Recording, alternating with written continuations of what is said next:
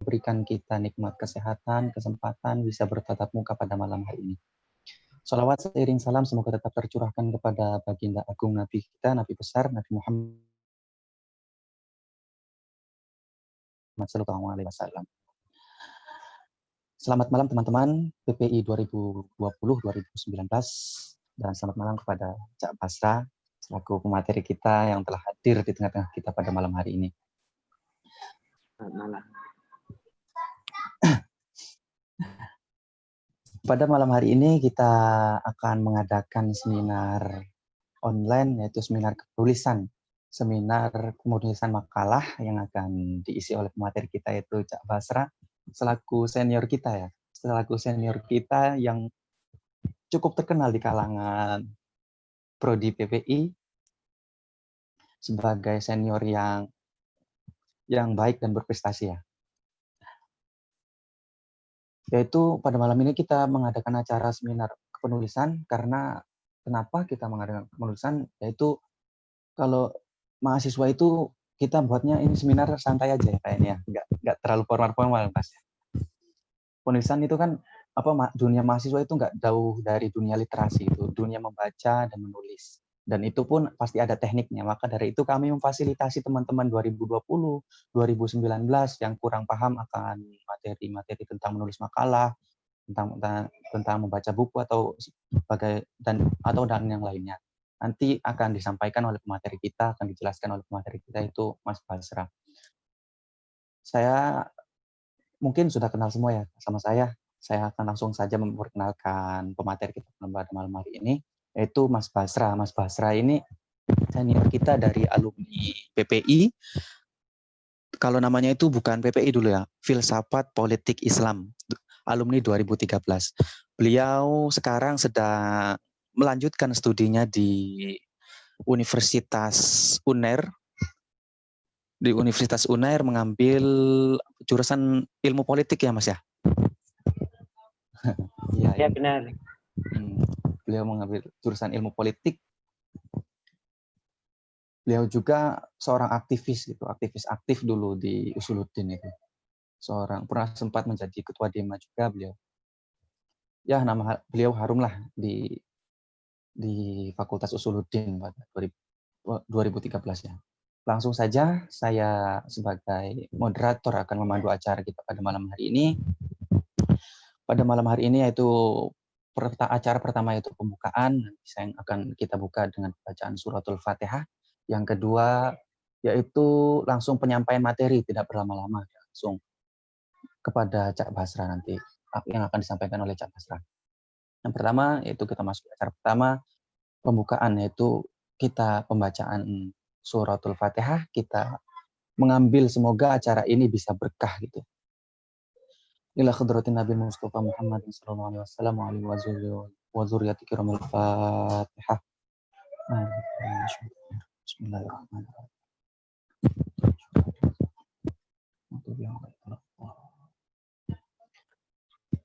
Terima kasih kepada teman-teman.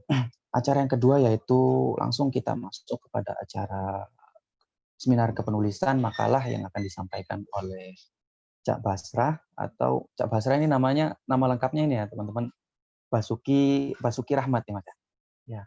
Nanti teman-teman gitu manggilnya Cak Basra nggak tahu nama lengkapnya. Ya sudah, kepada Cak Basra monggo dipersilakan Cak untuk menyampaikan materinya. Iya. Assalamualaikum warahmatullahi wabarakatuh. Waalaikumsalam warahmatullahi wabarakatuh. Terima kasih kepada teman-teman HMP Pemikiran Politik Islam yang pengurus-pengurus baru dan sahabat-sahabat dari angkatan 2020. Nah, pertama saya ingin meluruskan, saya bukan ketua Dema pada tahun, bukan ketua Dema fakultas, tapi lebih tepatnya wakil ketua. Nah, kalau ketua Demanya itu ya dari politik Islam juga, Dema fakultasnya itu dari politik Islam juga, angkatannya sama, angkatan 2013, yaitu Abdul Manan. Nah, kalau saya wakilnya, lebih kepada wakilnya, itu untuk meluruskan. Dan yang melanjutkan ke S2 angkatan 2013 itu ada banyak. Nah, dari angkatan 2013 sendiri ada banyak, ada yang di UNER beberapa, di UGM 1 orang, dan di UIN juga banyak juga. Nah, itu untuk sekedar memberikan stimulus bahwa lulusan politik Islam itu tersebar di beberapa lini sektor, baik yang dia di akademisi maupun di bidang praktisi. Nah, di bidang praktisi ada beberapa senior angkatan 2011 yang menjadi tim di DPRD, baik tingkat kabupaten maupun tingkat provinsi. Kalau yang angkatan 2015 angkatan 2005 atau angkatan pertama itu ada Cak Halim atau Pak Halim, itu dia sekarang menjadi staf ahli DPR Provinsi Jawa Timur. Nah, jadi teman-teman jangan berkecil hati atau kok ada jurusan pemikiran politik Islam, ada jurusan ilmu politik lah. Bidang kita skupnya itu juga hampir sama. Oke, itu untuk berikan gambaran dulu. Kebetulan angkatan saya itu angkatan yang terakhir pada waktu itu tahun 2013 dan ada lagi angkatan 2019 kalau nggak salah ya. Sekalian kasih motivasi, Cak, mungkin untuk teman-teman ini. Motivasi, pengalaman Cak Basra gitu. Kalau pengalaman sebagai pelaku sejarah ya. Ya, bukan pelaku sejarah, lebih tepatnya ya orang yang lebih dulu terjun di filsafat politik Islam. Siap. Yang penting rajin banyak membaca dan tetap berproses, ikut organisasi intra maupun ikut organisasi ekstra. Oke. Pada malam hari ini saya akan menjelaskan tentang pembuatan makalah, di mana sebenarnya saya itu hanya membuat awalnya itu 8 slide, tapi akhirnya menjadi 18 slide karena ada beberapa yang harus saya tambahkan. Oke, pertama pembuatan makalah ini. Pembuatan makalah ini memang menjadi suatu hal yang wajib dimiliki oleh seorang mahasiswa. Nanti Bu Leli, Pak Anas itu selalu memberikan tugas-tugas yang berbentuk makalah. Nah, definisi, kita ngomong definisi dulu. Apa sih makalah? Nah, kalau menurut KWBI, makalah itu adalah tulisan resmi tentang suatu pokok yang dimaksud untuk dibaca di muka umum di suatu persidangan yang sering disusun untuk diterbitkan. Yang kedua, karya tulis untuk pelajar atau mahasiswa sebagai laporan hasil pelaksanaan tugas sekolah atau perguruan tinggi. Di sini bisa dalam bentuk analisis teori, bisa bentuk studi literatur, bisa bentuk studi lapangan. Tergantung dari mata kuliah apa yang diampu, apa mata kuliah yang diambil, dan tugas apa yang diberikan oleh dosen pengampu. Nah, kalau menurut para ahli, WJS Purwadarminta, makalah itu adalah suatu uraian tertulis yang membahas suatu masalah tertentu yang dikemukakan untuk mendapat pembahasan lebih lanjut. Jadi dia itu lebih kepada menguraikan suatu permasalahan yang ada. Nah, yang kedua, Tanjung dan Ardial, makalah itu ada sebuah karya tulis yang memuat pemikiran tentang suatu masalah atau topik tertentu yang ditulis secara sistematis dan disertai analisis yang logis dan objektif. Di mana makalah ini memiliki rumusan masalah. Makalah itu memiliki rumusan masalah, di mana rumusan masalah nanti itu harus diuraikan di tulisan-tulisan yang akan dilakukan. Oke, nah ini biar tidak bingung antara kan ada perbedaan apa itu paper, jurnal ilmiah dan makalah. Di mana ketiga tulisan ini berbeda sebenarnya, berbeda baik dalam penggunaannya ataupun dalam metodenya. Meskipun nanti itu ketika tujuannya pun berbeda. Ini kayak gini, karakteristik paper, karya tulis ilmiah yang biasanya digunakan untuk mendokumentasikan sebuah penelitian yang baru. Ya, terdiri dari 3 pokok, yaitu topik, data, dan argumen. Nah, kalau kedua, karakteristik jurnal ilmiah. Nah, kalau jurnal ini berupa media kumpulan karya ilmiah yang diterbitkan setiap kurun waktu tertentu. Nah, jurnal ini lebih bersifat padat, dan sekarang undang-undang yang baru itu mahasiswa baik S1, S2, S3 itu harus membuat jurnal, di mana sistematika jurnal itu lebih kompleks, di mana jurnal sekarang itu menjadi suatu hal yang seksi untuk dilakukan oleh para mahasiswa, untuk baik jenjang S1, S2, dan S3. Nah, meskipun jurnal itu tidak bisa langsung terbit, atau tidak semena-mena dia langsung, oh di ACC, tidak. Tapi jurnal itu membutuhkan beberapa step, mulai dari submit, habis submit nanti ada proses review dari review, di mana itu nanti diharuskan revisi 1 kali, 2 kali, dan beberapa kali. Nah, itu barulah terbit jurnal. Dan PI sendiri atau PPI memiliki jurnal yang terakreditasi Sinta, yaitu Sinta 2. Sinta 2 itu grade-nya udah bagus, nggak cuma bagus, jadi sudah masuk grade atas untuk jurnal politik Islam. Itu namanya jurnalnya itu jurnal review politik kalau nggak salah. Iya, review politik. Mas. Ya kan? Review politik. Dia itu Sinta 2. Sinta 2 itu sudah bagus itu. Nah, nanti teman-teman juga bisa membuat jurnal penelitian, terus dibuat jurnal untuk diterbitkan di situ. Nah, yang kita bahas pada malam ini bukan paper maupun jurnal ilmiah, tapi lebih kepada karakteristik makalah atau makalah yang kita bahas malam ini. Soalnya makalah ini adalah suatu tugas yang diberikan oleh dosen pada setiap mata kuliah, baik untuk UTS maupun UAS. Nah, makalah ini membahas atau menelaah suatu kajian literatur, ya kan, bisa literatur yang sudah ada atau dari laporan pelaksanaan kegiatan lapangan atau studi lapangan atau field research. Nah, makalah itu bisa berbentuk literatur, kajian literatur maupun field research. Makalah pada umumnya dibuat untuk dipresentasikan pada suatu seminar, sidang atau diskusi.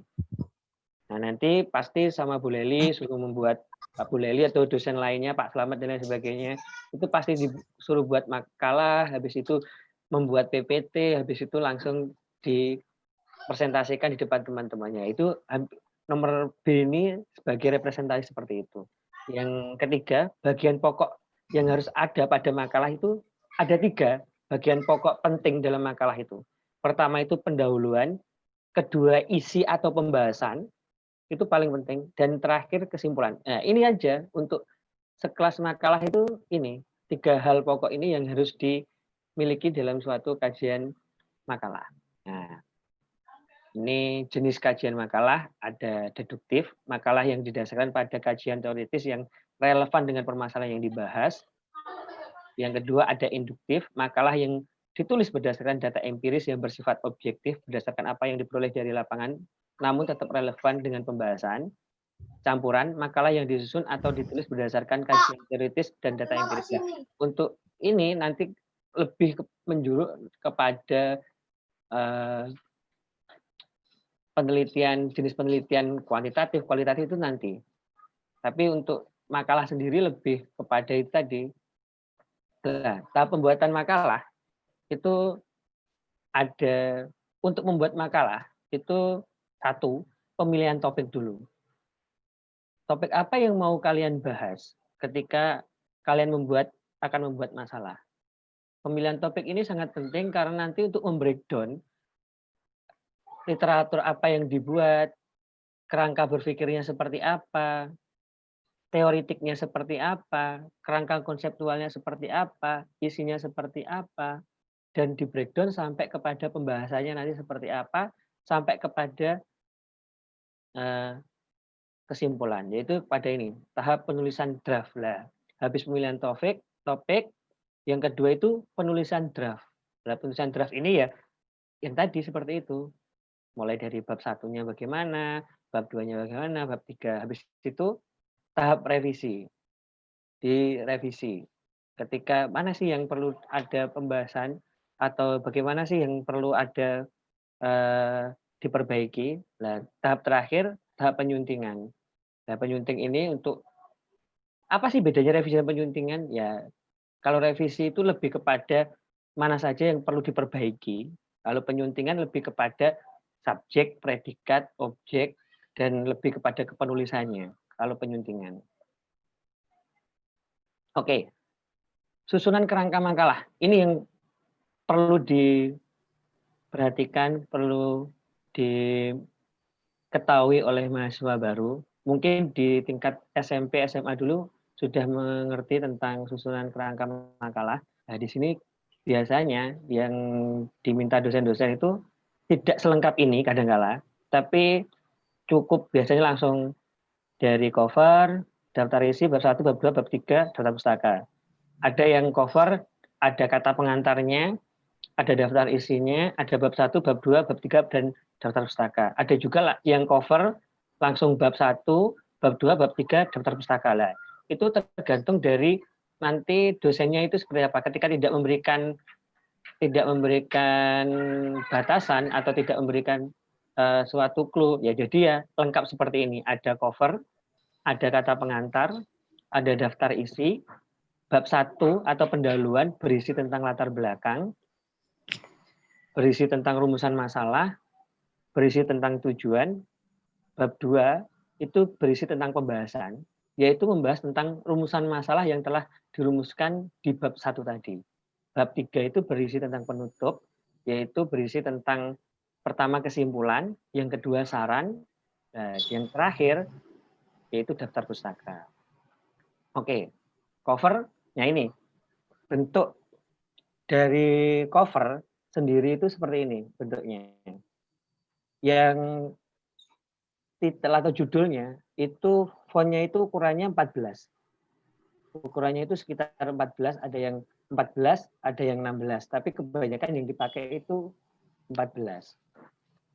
Nah, judul itu tidak harus ambigu, tapi judul itu harus merepresentasikan apa yang kalian mau bahas tentang makalah, isi makalah tersebut itu kamu bahas apa. Itu judulnya itu harus sesuai dengan yang akan kalian bahas. Jangan sampai judulnya yang kalian bahas sama isinya itu berbeda. Itu menjadi kontradiktif. Nah, yang di sini ada disusun untuk apa, tugas mata kuliah apa, itu ada mata kuliahnya, disusun oleh siapa, NIM-nya siapa, dosen pengampu, habis itu jurusannya atau sekarang namanya prodinya apa, terus fakultasnya, universitas, dan tahun. Itu yang paling penting di dalam cover. Oke, yang kedua itu langsung kita masuk ke kata pengantar. Ya, tadi kan habis cover kata pengantar lah. Kata pengantar ini lebih kepada bersifat kalian itu mau mengucapkan syukur kepada Tuhan atau kamu mau membahas apa dalam hal nanti itu kelak kendalamu apa dan ternyata kamu mendapatkan suatu ya itu kata pengantar ya seperti inilah kurang lebih antara untuk makalah. Tapi nanti untuk skripsi ya lebih kompleks lah. Kalau kata pengantar untuk apa itu makalah ya seperti ini. Tidak ada tanda tangan untuk kata pengantar. Yang penting tidak ada tanda tangan. Berbeda untuk skripsi dan lain sebagainya. Nah, daftar isi seperti ini isinya. Kayak biasalah daftar isi seperti ini. Bab 1 pendahuluan, latar belakang masalah 1.1, rumusan masalah 1.2 dan lain sebagainya. Pembahasan 2.1 dan lain sebagainya. Penutup 2 titik sekian dan itu berurutan. Dan untuk sebelum ketika menulis halaman, untuk halaman cover itu tidak ada halamannya, kosong. Dan untuk kata pengantar itu masih Romawi kecil.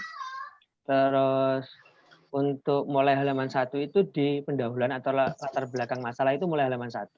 Dan setiap bab, untuk setiap bab itu untuk penomoran halaman itu di bawah. Dan ketika untuk tidak ada babnya atau setelah bab, itu penomoran itu di atas kanan atas. Biasanya seperti itu. Mungkin yang jago Microsoft Word nanti bisa apa itu sharing sama teman-temannya yang satu angkatan atau minta bantuan. Nah, sharing. Soalnya itu nanti akan berdampak kepada ketika kalian menulis selanjutnya. Ini makalah itu sebagai dasar kalian untuk menulis nanti skripsi dan lain sebagainya, itu menjadi dasarnya di makalah ini. Oke, nah pendahuluan itu ada latar belakang masalah. Cara pembuatan latar belakang masalah itu membuat kalian kalau pernah belajar bahasa Indonesia itu ada piramida terbalik, di mana latar belakang masalah itu membuat suatu piramida terbalik, di mana piramida terbalik itu bagaimana dari umum itu mengkerucut pada permasalahan yang mau kalian bahas. Jadi dari yang umum, apa penjelasan apa, seperti ungkapan-ungkapan umum yang akan kalian mau bahas di situ, habis itu mengerucut kepada permasalahan apa yang akan kalian tulis. Itu untuk latar belakang masalah. Nah, contohnya seperti ini. Anggaran pendapatan dan belanja daerah merupakan suatu instrumen dalam pemerintahan di daerah. Itu kan sebagai ungkapan umum dan lain sebagainya. Itu ungkapan umumnya lah. Tapi untuk mengkerucutnya, itu kalian mau bahas apanya? Itu lebih tepat, lebih mengarah kepada itu. Itu untuk pendahuluan. Nah, di pendahuluan, selain ada latar belakang, nah kedua ada rumusan masalah di pendahuluan itu. Nah, rumusan masalah ini adalah permasalahan apa yang akan kalian bahas dalam makalah yang akan kalian kerjakan. Itu di rumusan masalah. Rumusan masalah itu biasanya itu sekitar dua permasalahan sampai 3. Kadang ada yang orang 1 itu boleh, meskipun kadangkala orang-orang itu lebih idealnya itu 2 biasanya. Tapi ada yang 1 ada yang 3 ada. Kayak seperti ini contohnya 3. Kayak apa definisi dari pemikiran politik, ilmu politik dan filsafat politik. Kedua, apa saja isu-isu yang terdapat seputar dalam menjalani filsafat politik. Ketiga, bagaimana signifikasi nilai penting filsafat politik bagi kehidupan. Nah, ini kan menjadi suatu kesatuan yang akan suatu kesatuan yang akan dibahas dalam tulisan ini. Pertama, dia ingin menjelaskan dulu permasalahan pertama, ingin merumuskan apa sih definisi dari pemikiran politik itu, ilmu politik dan filsafat politik. Yang kedua, apa sih isu-isu yang terdapat dalam seputar ketika dalam mempelajari filsafat politik. Yang kedua, yang ketiga itu sebagai implikasi, bagaimana sih signifikasi atau nilai penting filsafat politik bagi kehidupan. Seperti itu. Nah, tujuan sebenarnya ketika rumusan masalahnya itu 3, itu harusnya tujuannya itu juga harusnya 3. Bisa menjelaskan, tujuan pertama menjelaskan tentang definisi, harusnya seperti itu. Nah, ini berhubung seperti ini cuma langsung secara umum. Tapi sebenarnya kalau rumusan masalahnya 3, ya tujuannya 3. Pertama, tujuannya apa ketika membahas itu? Ya, pertama ketika kamu rumusan masalahnya definisi atau pemikiran politik Islam, tujuannya ingin menjelaskan atau ingin membongkar atau ingin memberikan apa atau ingin mengetahui tentang pemikiran politik Islam. Terus kedua, ingin melihat isu-isu tentang seputar dalam mempelajari politik. Terus ketiga, melihat hubungan signifikasi filsafat politik bagi kehidupan. Nah, seharusnya tujuan itu ada 3 juga. Ketika rumusan masalahnya 3. Kalau 2 ya 2, kalau 1 ya 1. Oke, ini bab selanjutnya itu pembahasan. Nah, pembahasan itu berangkat dari rumusan masalah yang kalian tulis di bab 1. Ketika pembahasan kalian itu ada 3, nah rumusan masalah kalian ya pasti ada 3. Nggak mungkin rumusan masalah kalian itu ada 2, pembahasan kalian 1. Nah, itu perlu dipertanyakan. Seperti itu. Terus oke, langsung ke penutup. Penutup ini berisi tentang kesimpulan dan saran. Kesimpulan ini berisi tentang apa yang telah kalian bahas tadi, kesimpulannya apa? Bukan rangkuman, kesimpulan itu bukan rangkuman, tapi lebih kepada hasil hipotesis yang kalian dapatkan dari kalian melakukan penelitian tadi atau penulisan tadi, atau kalian melakukan seperti penelitian baik field research maupun library research, lah itu kesimpulannya apa? Itu di situ. Bukan rangkuman, tapi kesimpulan dari pembahasan kalian tadi. Oke. Terus yang kedua itu saran. Lah, saran ini bersifat kepada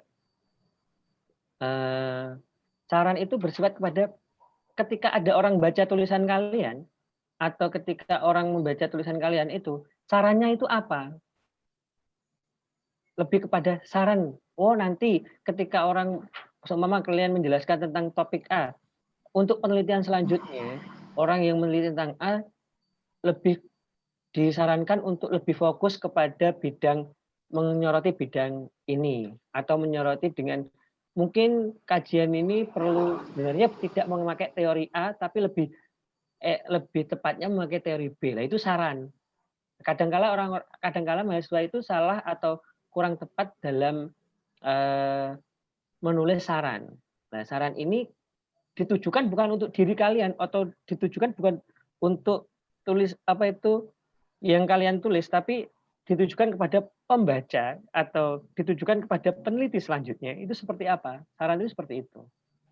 Nah, cara pengutipan, ada kutipan langsung dan kutipan tidak langsung. Kalau kutipan langsung itu kan kalian ya hampir sama dari yang kalian kutip, baik dari buku, jurnal, tulisannya itu sama, itu kutipan langsung. Dan kutipan tidak langsung itu kalau bahasanya itu parafrase atau memakai bahasa kalian sendiri dengan melihat referensi yang ada atau membaca referensi yang ada dengan tulisan tersebut, kalian mengembangkan mengembangkan tulisan tersebut.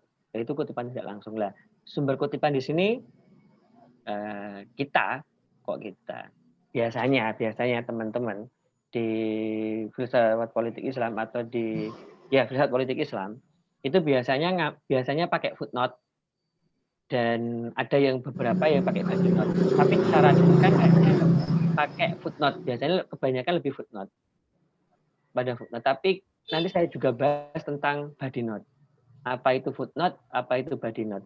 Ketika kalian mengutip suatu teori, suatu pernyataan dari buku, dari orang lain, itu wajib kalian mencantumkan sumbernya, baik berupa footnote maupun body note. Ketika kalian tidak mencantumkan sumbernya, kalian plagiasi, dan dosa atau kejahatan intelektual dalam dunia akademisi adalah plagiasi. Itu yang saya tekankan. Kalau kalian mengutip tanpa mencantumkan sumbernya, itu sama saja kalian mencuri.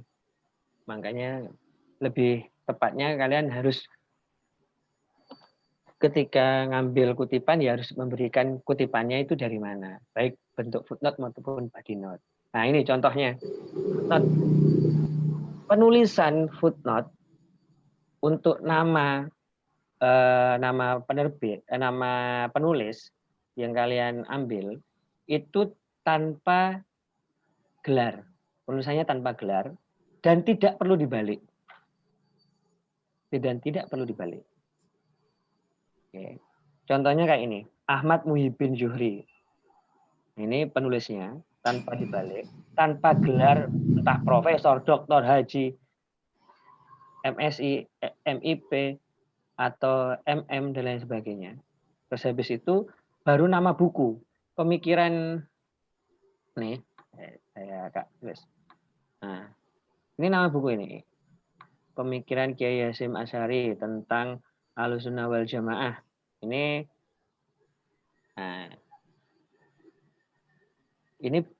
dicetak miring. Nah, ini. Terus habis itu dikasih kurung. Dikurung. Ini kota penerbit. Surabaya ini kota penerbit. Titik 2. Nah, ini Kalista ini adalah penerbitnya. Siapa penerbitnya? Habis itu tahun berapa dia diterbitkan. Yang terakhir, ini halaman. Ini untuk footnote. Halamannya harus dicantumkan. Kalian itu ketika ngambil tulisan itu di halaman berapa? Nah, itu. Berbeda lagi dengan yang namanya body note. Kalau body note itu biasanya seperti ini. Contohnya legislatif. Ini tulisan di dalam makalahnya. Kalau body note langsung tulisan di dalam makalahnya. Legislatif di seluruh dunia memiliki kekuatan konstitusional untuk mempertimbangkan anggaran nasional.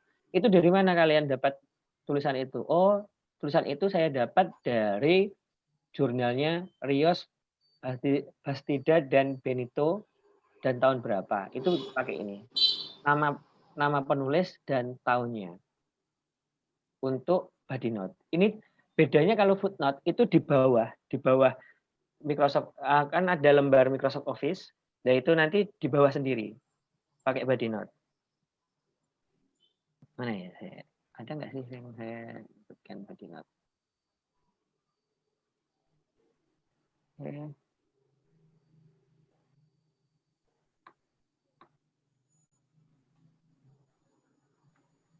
Oke, ini body note. Nah, kan Microsoft Office nanti di bawah sendiri itu kan ada apa itu? Ada space lah, itu untuk footnote itu di bawah sini nih biasanya. Bentar ya. Nah, di bawah sini ada gini nanti body note. Atau Ctrl+F biasanya untuk footnote itu Ctrl+F. Itu untuk kita buat footnote. Oke. Bentar, nanti Kak, body note mana ya? Enggak. Body note. Oh enggak, saya masukkan body note di sini. Oke, kayak ini tadi body note. Ini di tulisan, ini di dalam tulisan kayak legislatif di seluruh dunia ini sebenarnya kayak tulisan seperti ini. Contoh kayak pemikiran mengenai politik sangat normatif itu telah terjadi oleh definisi lain. Nah, itu kalau dari buku ya body note seperti itu. Di dalam sini kayak tadi. Tulisannya seperti ini. Oke, itu untuk body note. Terakhir daftar pustaka. Nah, ini daftar pustaka yang harus kalian ketahui caranya.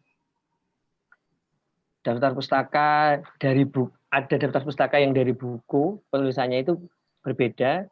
Terus daftar pustaka yang dari jurnal, terus ada yang daftar pustaka pengutipannya dari media elektronik, baik dari berita maupun yang lain sebagainya. Kadang yang ada itu berita, dari berita atau URL, dari buku, dan dari jurnal. Nah, kalau dari buku itu penulisannya daftar pustaka seperti ini.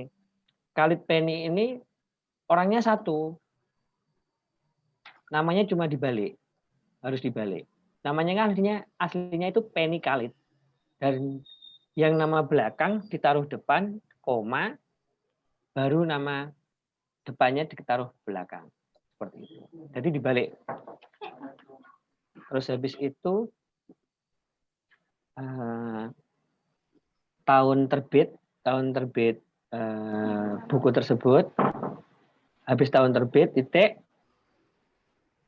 langsung nama dari buku terbitan tersebut dan dicetak miring. Kayak Khalid Penny titik 2005 titik keuangan daerah, investasi dan desentralisasi. Ini judul bukunya. Habis itu titik kota terbit dan penerbitnya. Penerbit kota terbitnya Jakarta dan penerbitnya itu kemitraan. Nah, yang kedua ini daftar pustaka yang dari PDF, dari jurnal. Dan ketiga sama dari jurnal. Itu ya pertama namanya harus dibalik. Nah, ini ketika nama lebih atau penulis lebih dari satu. Kayak Cucci Nielo Maria, terus Bella Nicola, Nasi Greta, Valotti Giovanni. Itu orangnya berbeda. Ini 1, 2, 3, 4 orang lah. 4 orang. Nah, itu caranya nama belakangnya taruh depan, nama depannya taruh belakang, dan untuk orang keduanya itu pakai titik koma, baru nama kedua orangnya, titik koma lagi nama ketiga dan selanjutnya. Kalau biasanya lebih dari 2 ditulis DKK dan kawan-kawan biasanya. Lebih apa itu lebih simpel biasanya. Tetap dengan tahun terbit harus ada. Habis itu judulnya, judul. Lah, habis itu penerbitnya itu dari mana? Ini dari Social Science Sage Publisher. Nah, itu penerbitnya Sage. Nah, untuk yang terakhir itu halaman jurnalnya. Halaman jurnalnya. Nah, ketika kamu tidak mengetahui volumenya ya seperti itu, tapi pasti jurnal itu ada volumenya. Yang volumenya kayak di bawah ini.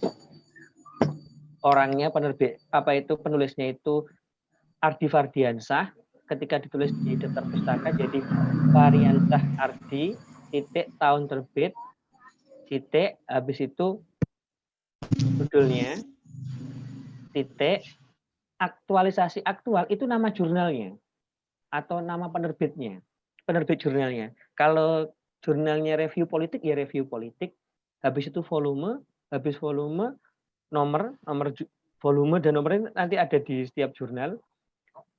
Habis itu baru halamannya. Oke, terima kasih. Mungkin sudah seperti itu.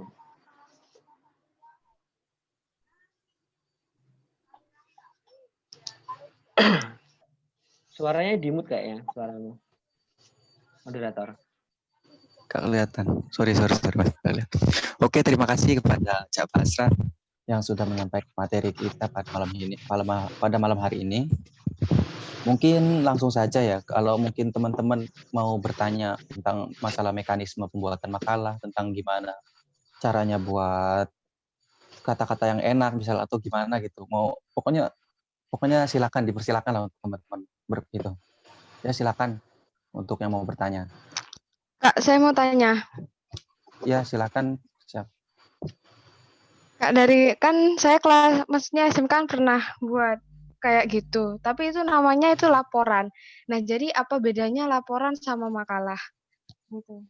Terus untuk yang footnote sama apa itu tadi? Body note. Oh iya, sama body note itu apa beda sama yang namanya catatan kaki kayak gitu. Terus yang daftar pustaka. Nah, daftar pustaka ini kita ngambil ngutipnya itu dari isian misalnya bab 1 ini itu. Jadi daftar pustakanya itu diambil dari yang ada di isian isian itu loh Kak. Pembahasan yang ada di makalah itu tadi. Yang daftar isi ya? Ya, yang daftar isi. Ngambil dari yang catatan kaki itu atau ngambil dari pembahasan yang di makalah. Sudah, terima kasih. Oke, langsung saja bisa dijawab satu-satu ya. Saya akan menjawab pertanyaannya kan tadi banyak.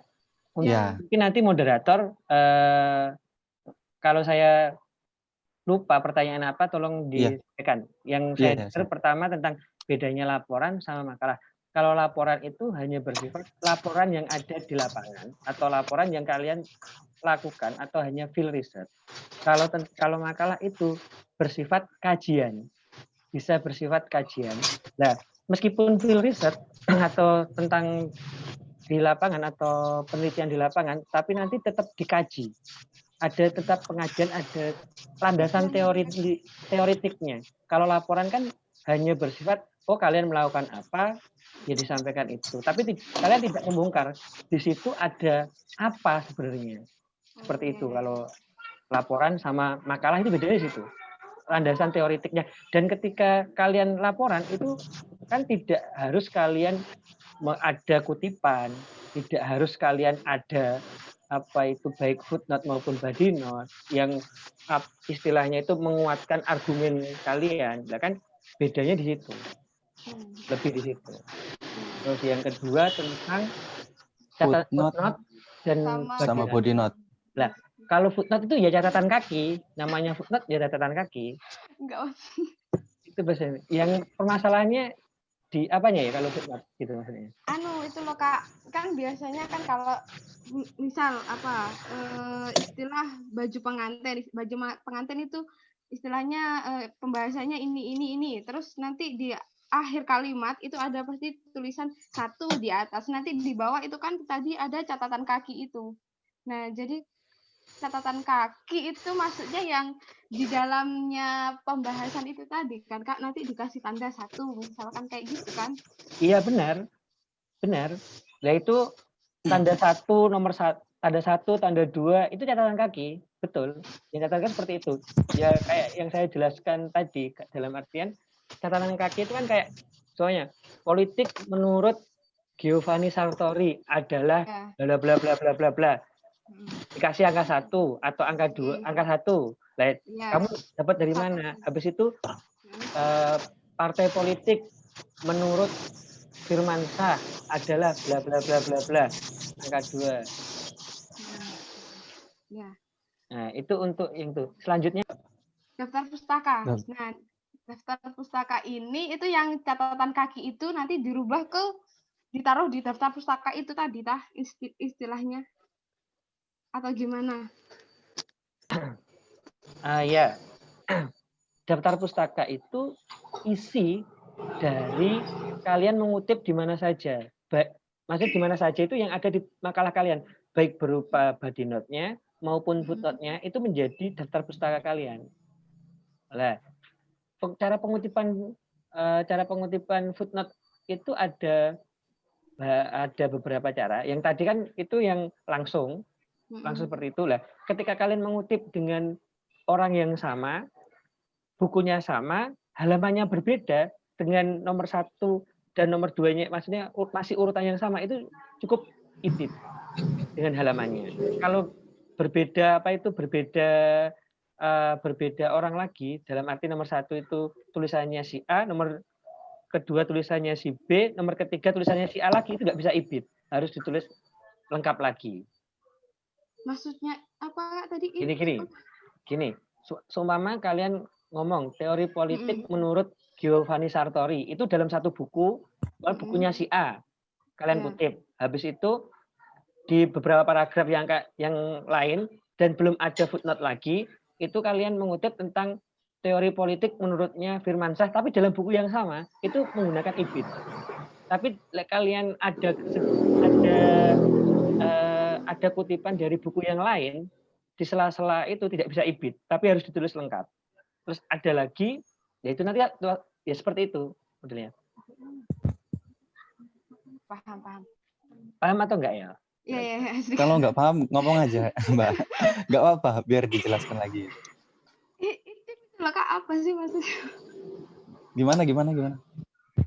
Apa istilahnya itip apa itu loh Kak? Ibid. Ibid. Tahu nggak ibid? Iya, enggak. Mbak Arodoto nggak tahu Mas ibid, Mas Basrah. Ya, nanti saya share screen lagi untuk yang istilahnya itu. Dan sekarang untuk pertanyaan selanjutnya tadi apa? Ada pertanyaan lagi mungkin? Oh ya mungkin. Apalagi nanti dikasih tahu Mbak. Ya. Terima kasih. Mungkin selanjutnya teman-teman ada yang mau bertanya lagi gitu seputar makalah. Yang Mbak tadi udah selesai belum? Udah selesai. Mbak. Pertanyaannya nanti dijelaskan.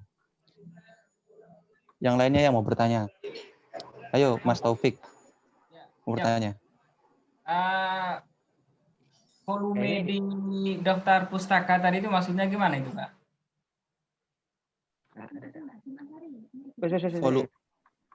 Gimana Mas? Volume di daftar pustaka tadi itu maksudnya itu kayak gimana? Gimana? Oh, volume. Itu gini. Setiap jurnal itu memiliki volume itu dia terbit ke berapa? Dalam urutan ke berapa? Urutan. Nah, volume itu beda. Nanti ketika dia itu terbit seumpama dia itu kamu ngutip di situ tulisannya itu diterbitkan di volume 8. Nah, biasanya ada volume 8 titik nomor 2 atau titik nomor 1 itu biasanya urutan terbit dalam tahun.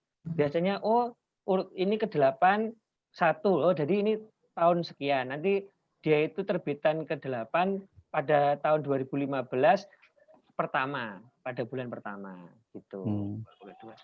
Itu nanti bisa dilihat di apa itu, kalian bisa baca jurnal, nanti kelihatan oh ini loh jurnalnya. Yang di Dia atas volume atau berapa? biasanya? Iya. Di Oh atas ini nih, volume. saya share screen untuk IBIT-nya tadi. Mumpung Ya, saya yang tadi buka sebentar. Nah gini lah. Ini tulisannya, saya ngambil tulisan yang politik Islam. Tulisan saya dulu ini. ya. Nah kayak gini lah. Ini Departemen Pendidikan Nasional Kamus Besar Bahasa Indonesia. Katakan IBIT halamannya berbeda, tapi ini pengutipannya sama. Nah ini kan, ya ini di sini sama di sini nih. Kelihatan lah, ini nih. Saya kasih bold huruf. Nah ini footnote yang pertama. Nah ini footnote yang kedua. Nggak ada senggangnya. Meskipun nanti footnote-nya itu ada di sini lagi, seumpama yang kedua itu tidak di sini, meskipun berbeda paragraf, meskipun di sini bisa tetap IBIT, seumpama. Tetapi ketika ini nomor 2 itu sudah bukunya orang lain, seumpama siapa gitu, ini nggak bisa IBIT meskipun dia itu sama dengan yang nomor 1. Harus ditulis lengkap seperti kayak nomor 1 yang ini, filsafat ini. Seumpama dia, oh ini filsafat, bukunya sama nih, kayak Departemen Pendidikan. Bukunya sama. Nah itu nggak bisa IBIT lagi, tapi harus seperti ini, tulis normal. Seperti itu. Ya, untuk yang IBIT. Terus mungkin ada yang lain untuk teman-teman? IBIT itu artinya mengikuti kan Mas ya? Ikut gitu. Ya. Ya. Mungkin ada teman-teman lain lagi yang nggak paham gitu cara buat makalah, tanyain aja nggak paham. Silakan monggo.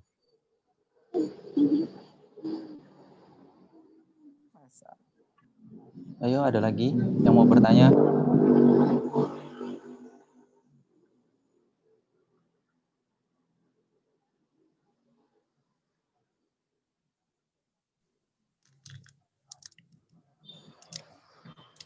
Ada yang bertanya lagi, teman-teman?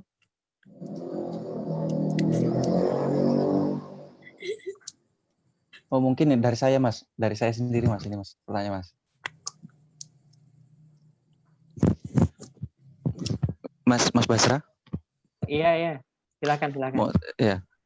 Itu kan saya kan pengalaman Mas ya, pengen disuruh dosen itu buat makalah itu harus ada abstrak katanya Mas. Itu gimana Mas menurut sampean? Nah, pas abstrak itu boleh ada apa enggak gitu?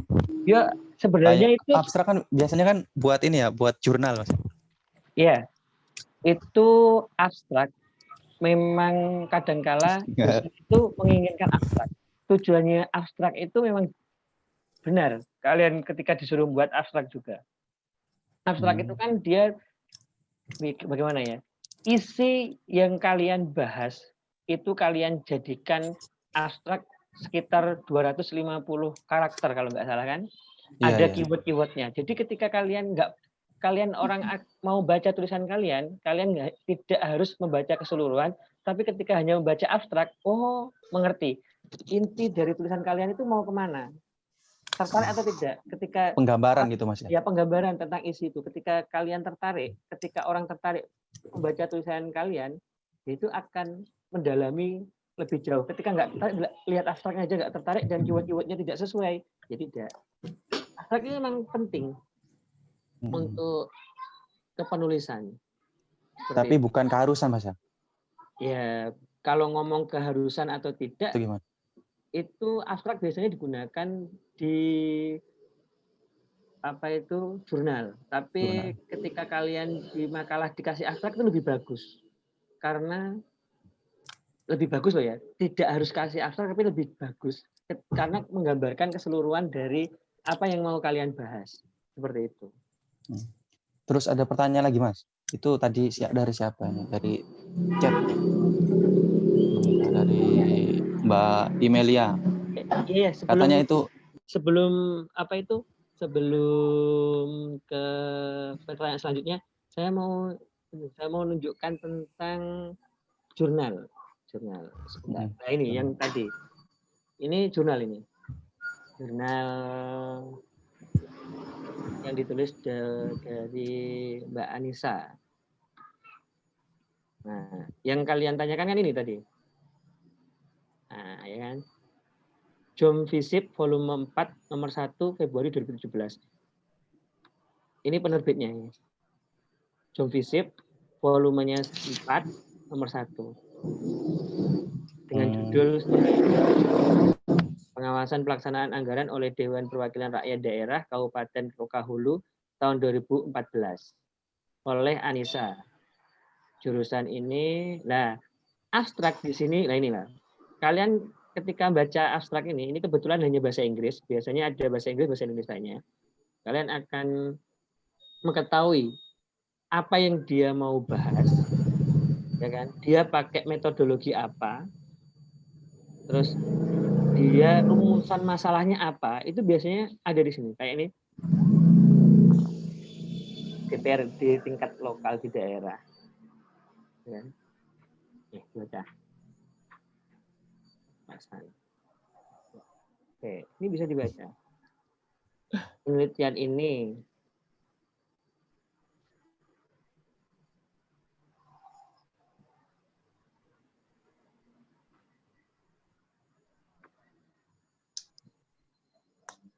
nih, untuk dia mau menekankan di sini nih.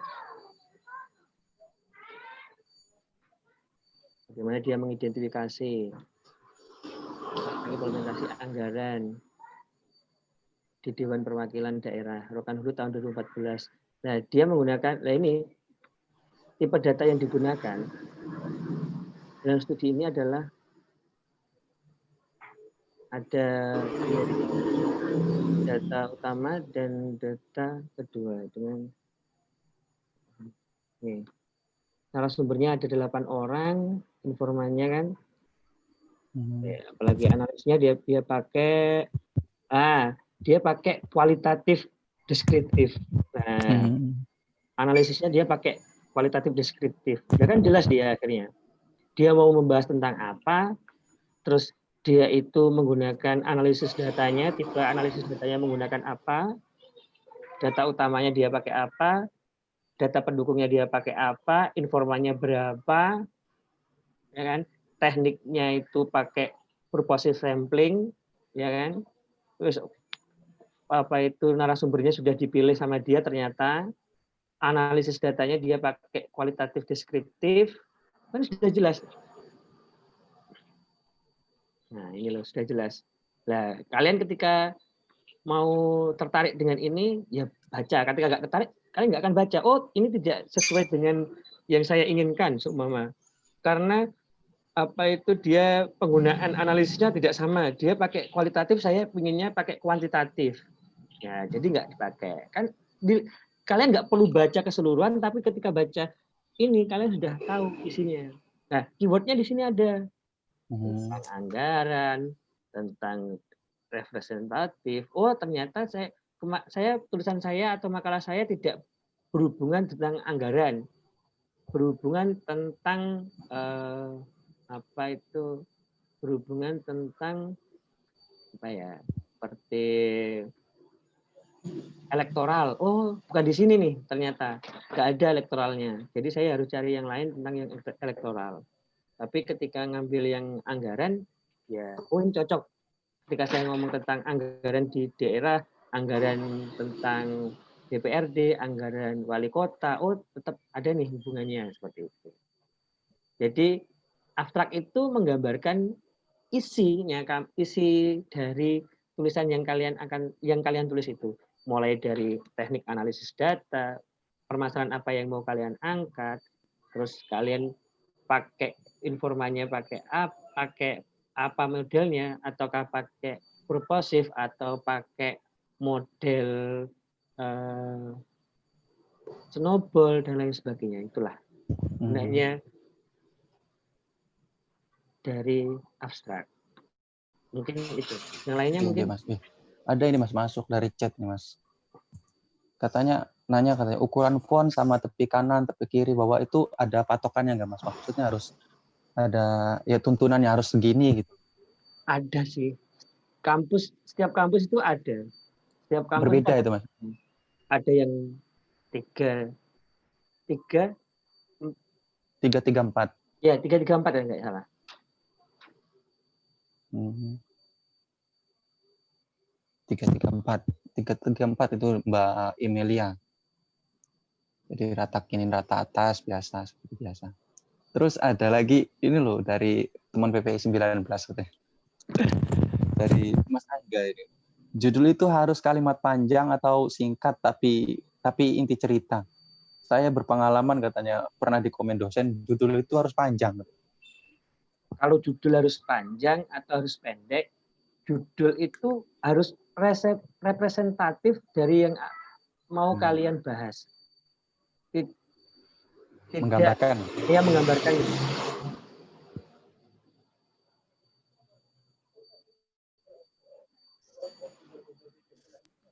Tapi biasanya di politik Islam itu kalian kan biasanya dosen itu sudah membagi atau kasih, kalian membahas tentang ini, judulnya nanti ya biasanya dikasih atau dikasih gambaran, tinggal kalian implementasi judulnya atau tinggal kalian mengembangkan, atau kadang-kala sudah judulnya sudah ada tentang ini, biasanya seperti itu. Nggak tahu kalau yang sekarang seperti apa, mungkin bisa ditanyakan ke pengurus. Kalau Pak Slamet itu memang nggak boleh pendek, harus panjang, tergantung dari bagaimana judulnya itu. Nah kalau Pak Slamet kan biasanya Daulah Bani Salju, ya kan?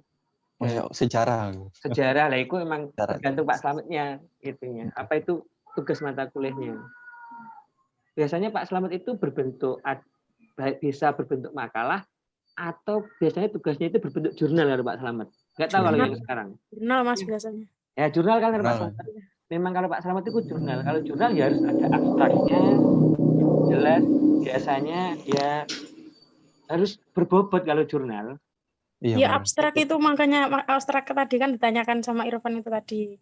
Itu pertama kan kita kurang tahu abstrak gitu kan. Terus kita buat makalah, lalu ya kan maksudnya itu kayaknya udah sesuai seperti apa ya, sistem makalahnya kayak yang dijelaskan Cak Basra tadi. Tapi ya kenyataannya pas dibawa ke Pak Slamet itu udah coret-coret semua, salah.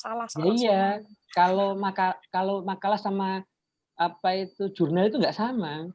Ya, jurnal itu bedanya itu di sini nih. Kalau makalah seperti tadi, kalau jurnal itu komposisinya lebih padat. Nggak perlu ada bab-baban kalau jurnal itu. Langsung dari judul, ya kan? Biasanya itu pakai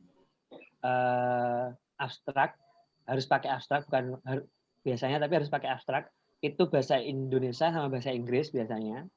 Tapi kadang-kadang hanya bahasa Indonesia tidak apa, untuk belajar itu biasanya bahasa Indonesia aja nggak apa. Atau ya biasanya pakai bahasa Indonesia dulu. Nah, panjang abstraknya itu sekitar 250-an ya biasanya, lebih kata. Iya, kata. Kadang juga ada yang lebih, terserah lah. Tapi yang idealnya 250 kata atau 500 kata tergantung dari dosennya atau tergantung dari regulasi dari penerbit jurnalnya. Dan ada keywordnya. Kalian itu di jurnal itu mau membahas apa saja di situ ternyata. Membahas anggaran elektoralnya, terus atau kepemimpinan, atau membahas tentang teori tentang politik lokal, atau tentang apa itu kayak apa ya, kok korupsi, biasanya yang seksi-seksi seperti oligarki, membahas oligarki dan lain sebagainya, itu harus ada keywordnya. Keywordnya lebih dari satu biasanya, harus lebih dari 1, 2, 3, 4 atau 5 seperti itu biasanya. Terus habis dari abstrak biasanya pendahuluan itu dia langsung. Pendahuluan maksudnya langsung itu ya tetap kayak makalah tadi, sistemnya piramida terbalik tetap. Pakai piramida terbalik, habis itu rumusan masalah, pakai metodologi. Nah, bedanya di situ. Ada metodologi, ada landasan teoritik biasanya. Kalau jurnal, Mas. jurnal ada metodologinya yang harus ditekankan dan landasan teoritiknya biasa seperti itu. Nah, untuk mekanisme jurnal, tiap dosen itu kalau Pak Slamet tanyakan mekanismenya mau seperti apa, tapi pasti pakai abstrak. Dan dia tidak pakai bab biasanya kan Pak Slamet langsung habis abstrak langsung 1 atau A, habis itu B, C, D, E sampai sampai kesimpulan. Seperti itu biasanya. Kalau sampai kesimpulan sampai daftar pustaka. Biasanya lebih padat. Dan spasinya biasanya 1 kalau jurnal. Kalau makalah kan 1,5 biasanya. Iya, 1,5. Kalau jurnal itu biasanya 1. Seperti itu. Mungkin ada lagi dari teman-teman yang ingin bertanya. Nggak apa-apa, dari teman-teman PPI 19 mungkin ada yang hadir yang ingin bertanya. Dipersilahkan. Yang mau tanya via chat juga nggak apa-apa, silakan. Mungkin malu untuk berbicara.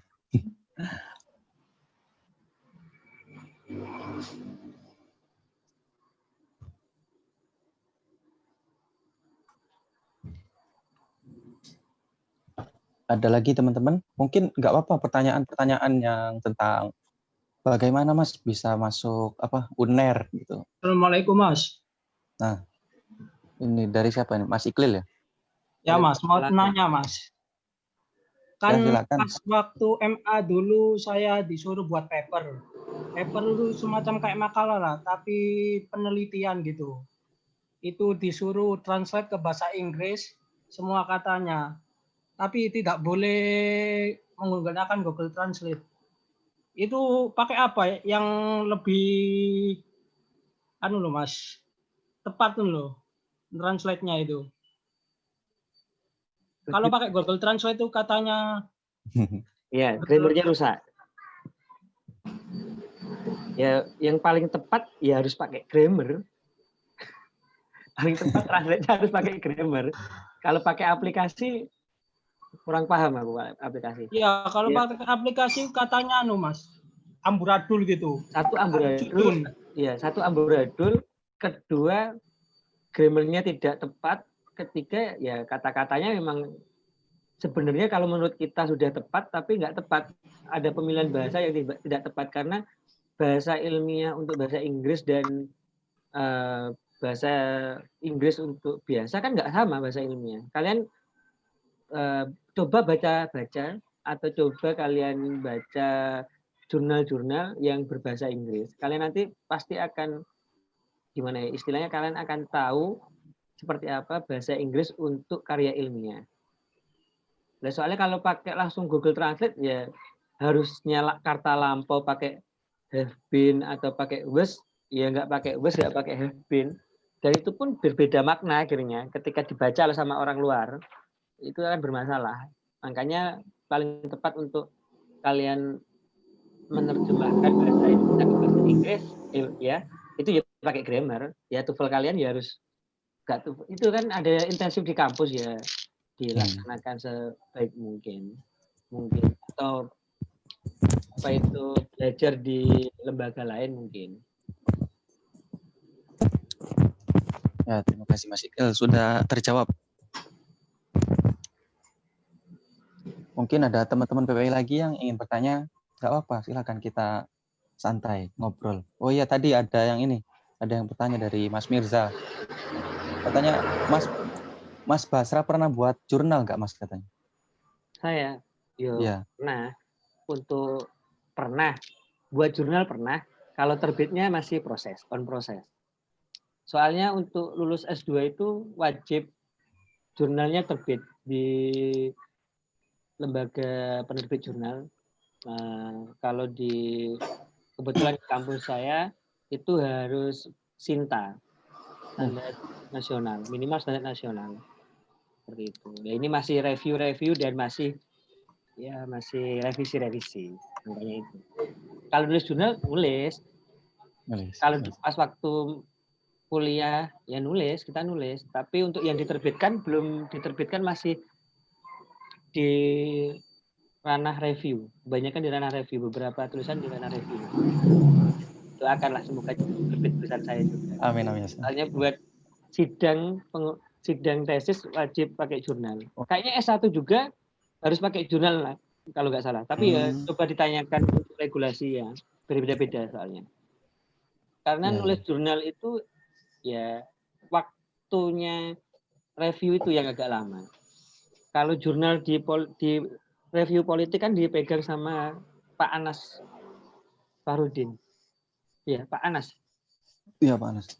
Yang reviewnya. Terus ada yang tanya lagi nih Mas Adi.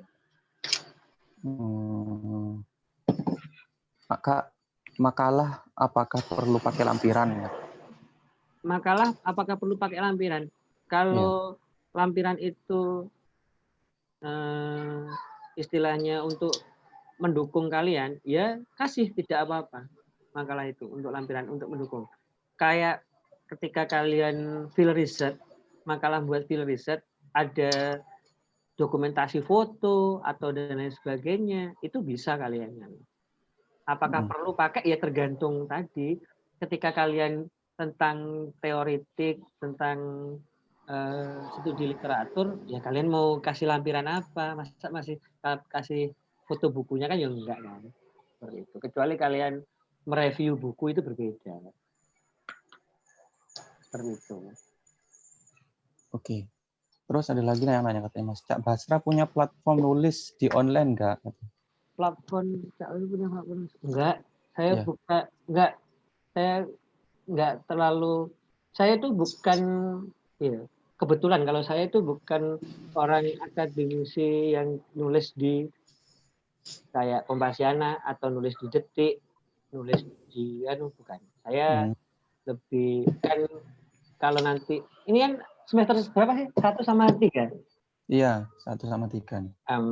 Kan mahasiswa kan dibagi beberapa yang dia itu ada konsen di penulisan di media, ada yang di gerakan, ada yang di, nah itu beda-beda lah orang-orangnya. Kebetulan saya tidak nulis di media online. Saya bukan penulis yang aktif di seperti itu. Seperti itu.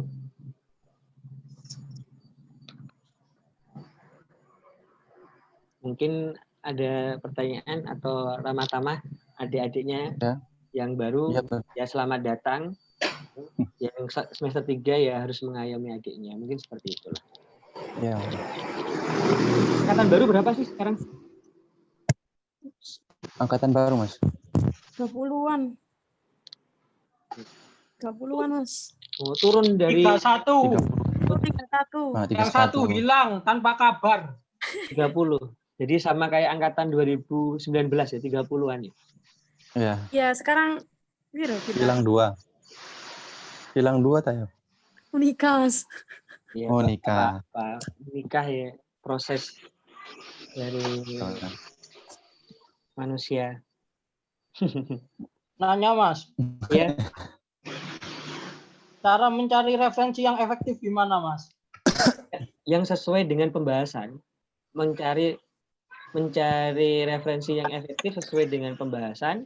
Yang kedua, cari penulis-penulis atau cari jurnal-jurnal yang kredibilitasnya tinggi, ya menurutmu bagus kredibilitasnya, dan cari buku induknya. Setiap penulis itu ada buku induknya. Apalagi teori politik itu ada buku induknya. Kan kalau biasanya tentang partai politik itu kalian ngambil yang punyanya Meriam Budiharjo atau kalian ngambil punyanya Prof Maria Prof Kacung. Meriam, terus Prof Kacung. Coba kalian kalau teori politik cari bukunya langsung kayak bukunya handbook Santori. Bukan handbooknya. Bukan handbooknya. Kalian pakai, saya mau pakai teorinya Giovanni Sartori tentang partai politik, cuma seperti itu. Ya kalian cari bukunya Giovanni Sartori, seumpama loh ya. Atau kalian mau pakai bukunya Samuel Huntington, ya pakai teorinya Samuel Huntington. Terus ada terjemahnya bahasa Indonesia yang orang, seumpama dia itu menggunakan teorinya Samuel Huntington, bukunya Red, tapi bukan bukunya Samuel Huntington asli, tapi representasi dari bukunya itu semua seperti itu. Coba kamu baca misalnya Samuel Huntington yang asli bagaimana. Itu nanti akan memiliki rasa yang berbeda. Seperti itu. Ya, mungkin ada lagi dari teman-teman yang ingin bertanya atau sharing-sharing, boleh. Teman-teman.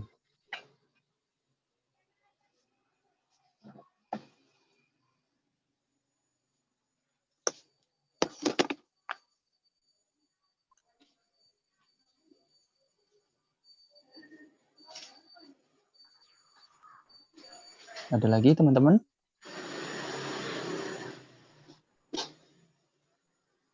Yang ingin bertanya, dipersilakan. Kayaknya mungkin sudah cukup ya, teman-teman. Sudah cukup Mau ya? tanya, Mas. Ya. Oh iya ya. Oh, ada. Silakan, Pak. Enggak, Mas. Keluar tema. Halo. Keluar tema. Iya ya. Boleh. Ini Mas, mau tanya masalah yang lagi hangat-hangat diperbincangkan ini, Mas. Oh, ya, yang mana? RUU, Mas. RUU Cipta Kerja ini, Mas. Iya. Terus?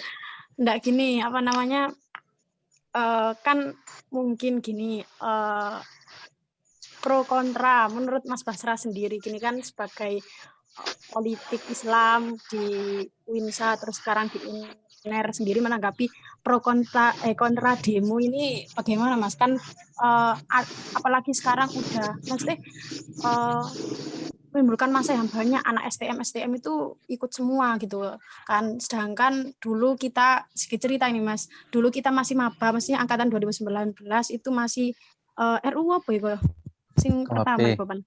Ya KUHP itu kita awal-awal itu semangat banget kayak pokoknya aku kepengen ikut demo gitu. Ternyata pas mau ikut demo itu langsung disekak sama Bu Laili gini katanya. Kalau mau ikut demo itu nggak boleh anggar ikut demo. Kamu baca peraturannya dulu sampai selesai baru ikut demo. Latar belakangnya itu gimana? Terus apa namanya? Solusinya itu gimana untuk kedepannya itu kamu harus tahu semua. Jangan anggar ikut demo gitu kan. Demo Tapi itu ada cara juga, terakhir katanya. iya, demo itu cara terakhir gitu katanya. Itu kan ada Untuk di menyampaikan aspirasi. ya. Terus katanya, tapi ada kelompok lain maksudnya ya kontra sama demo ini, pro dengan demo ini. Loh, kenapa Yohan pakai baca-baca RUU gitu kan. Pokoknya aku kan ikut ngono daripada gabut nang omah, daripada apa ku jenenge enggak ada manfaate ngono, mending turun ke jalan ngono. Tapi pokoknya dengan prinsip aku melok-melok gitu, Mas. Terus gimana, Mas, pendapat panjenengan ngoten? Gini.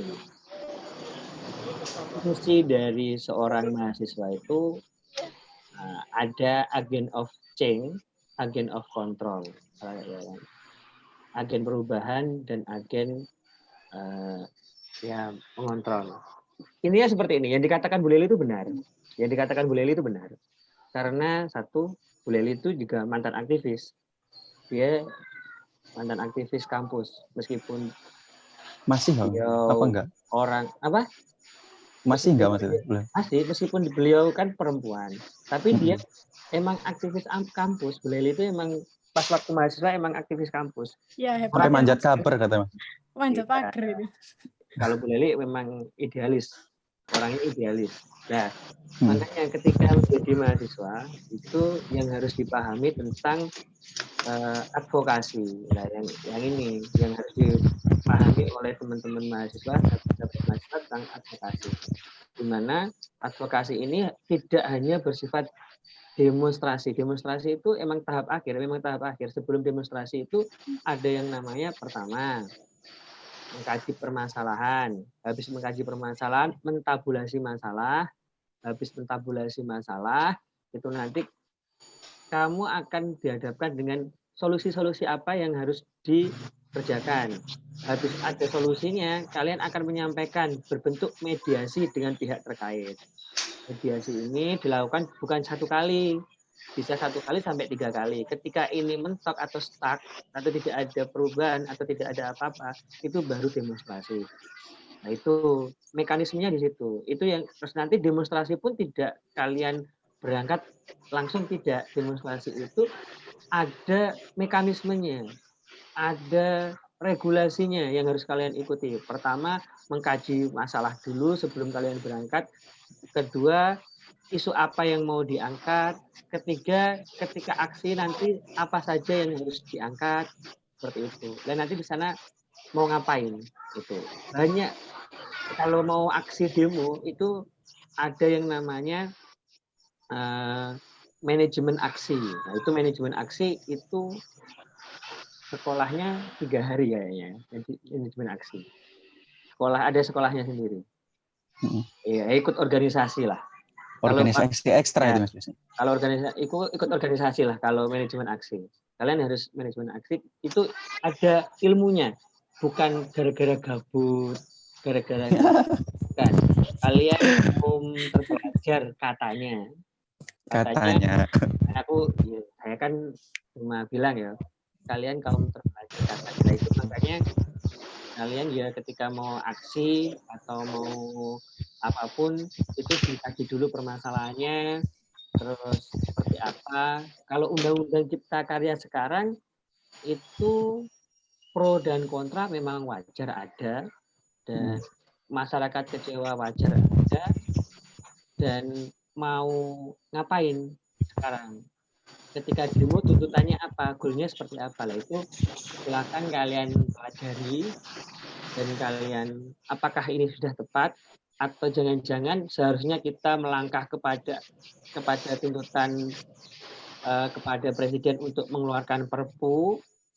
Ketika kalian kan politik Islam, apakah mungkin presiden ini mengeluarkan perpu atau perpres, peraturan presiden atau peraturan presiden atau perpu yang untuk menangguhkan undang-undang cipta karya tersebut?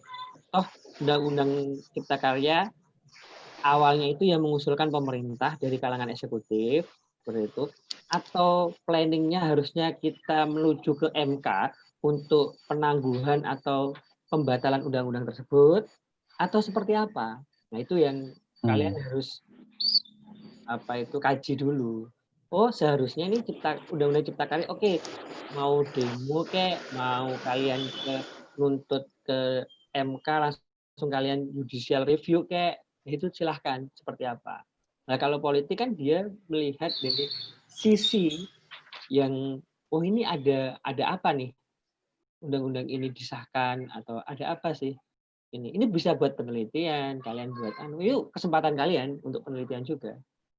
Ada tangan tersembunyi di belakangnya itu siapa saja, itu bisa kalian buat penelitian. Nah, untuk harus ada demo atau tidak, nah itu kembali kepada kalian sendiri sebagai mahasiswa, sebagai agen kontrol dan agen perubahan seperti apa. Saya tidak memberikan suatu batasan atau suatu garis yang jelas, tapi kalian sebagai mahasiswa bisa menarik garis yang jelas sendiri. Setiap individu, seperti itu lebih tepatnya. Gimana Mbak Uma?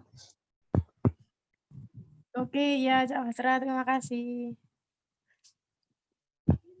Mungkin sudah ya pertanyaan-pertanyaan terkait seminar makalah, penulisan makalah. Nanti bisa sharing-sharing Mas ya kalau habis kita tutup ini. Silakan. Oh iya. Silakan, bisa boleh. Mungkin kita cukupkan pada malam hari ini. Kita cukup tutup dulu ya. Bentar. Terima kasih kepada Cak Basra, kami ucapkan selaku pemateri yang telah memberikan banyak ilmu-ilmunya yang insya Allah bermanfaat kita untuk menunjang perkuliahan kita untuk pembuatan makalah. Mungkin bisa kita berjumpa lagi dalam pertemuan-pertemuan berikutnya, dalam seminar-seminar berikutnya, kita mau belajar apa, kita bisa mengundang Cak Basra lagi. Cukup sekian, mungkin langsung saya tutup saja. Wassalamualaikum warahmatullahi wabarakatuh.